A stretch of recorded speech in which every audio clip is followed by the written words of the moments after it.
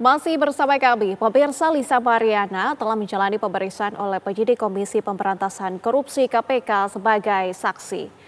Lisa diperiksa selama kurang lebih 2 jam. Pemeriksaan meliputi adanya dugaan aliran dana dalam penyidikan dugaan tindak pidana korupsi proyek pengadaan iklan pada Bank BJB periode 2021-2023. Rencananya KPK akan melakukan pemanggilan terhadap Lisa Mariana.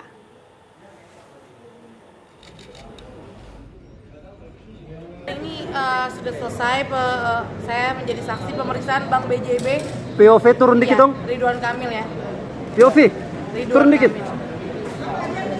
Apa aja yang diperiksa dan ditanyakan? Berapa pertanyaan? Aliran dana aja. Aliran dana BJB ya? Berapa pertanyaan? Ada berapa pertanyaan tadi, Kak? Saya nggak hitung sih ya, tapi sekitar 2 jam saya di dalam.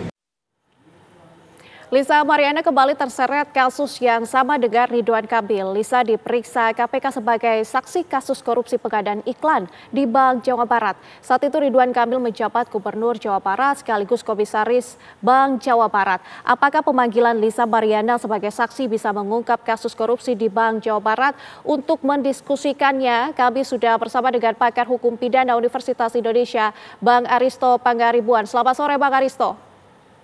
Selamat sore, Mbak Nadila.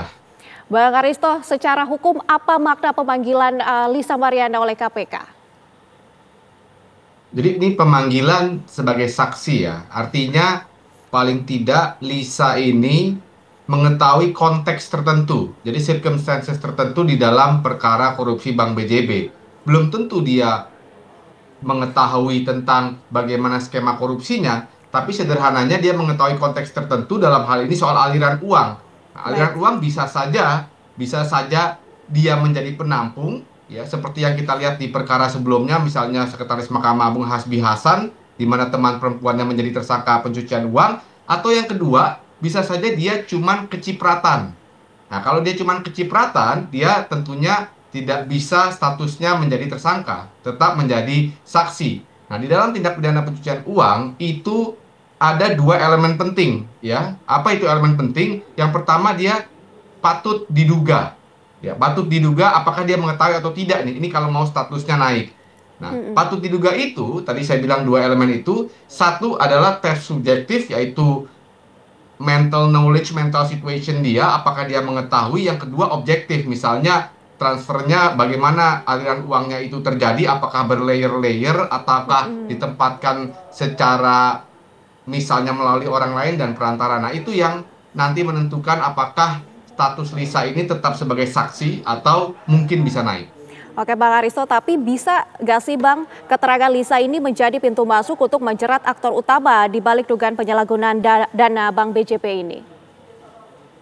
Kalau pintu masuk yang utama mungkin tidak ya. Kenapa tidak pintu masuk yang utama? Karena Lisa ini kalau lihat konstruksinya ya, dia mengakui dia menerima. Kalau ini pencucian uang, dia itu kan di ujungnya.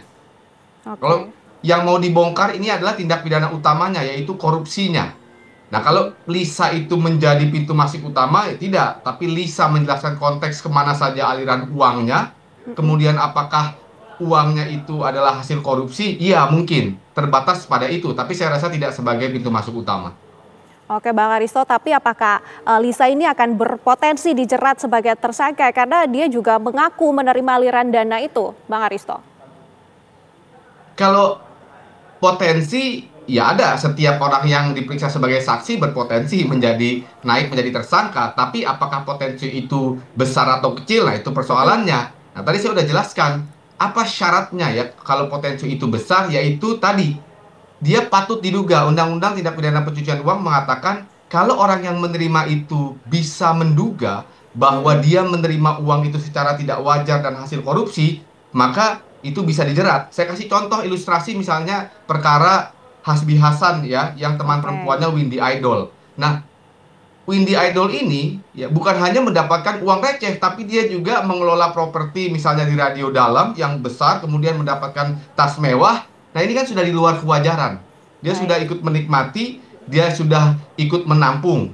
Nah, saya nggak tahu, ini kan pemeriksaan Lisa baru pertama kali. Apakah Lisa ini menerima uang dalam tanda petik uang receh saja? Dia hanya di ujungnya, dia tidak tahu, dia tidak punya kemampuan untuk menduga bahwa itu uang korupsi, nah dia bisa terlepas. Tapi kalau ternyata yang dia dapat itu besar dan tadi suasana kebatinannya, pengetahuan dia sewajarnya dia menduga itu adalah uang korupsi, misalnya tiba-tiba dikasih rumah begitu, padahal gubernur gajinya berapa. Nah itu bisa menjadi pintu masuk eskalasi dari statusnya Lisa Mariana. Baik Bang Aristo, kita akan tunggu alur dan akhir dari kasus ini. Terima kasih pakar hukum pidana Universitas Indonesia Bang Aristo Pangaribuan sudah bergabung bersama kami. Selamat beraktivitas kembali. Terima kasih, sama-sama Mbak Nadla. Pemirsa, Universitas Gadjah Mada Yogyakarta mengeluarkan pernyataan resmi terkait polemik ijazah sarjana Presiden ke-7 Republik Indonesia Joko Widodo dan memastikan Jokowi merupakan alumninya. Kami hadirkan informasinya sesaat lagi.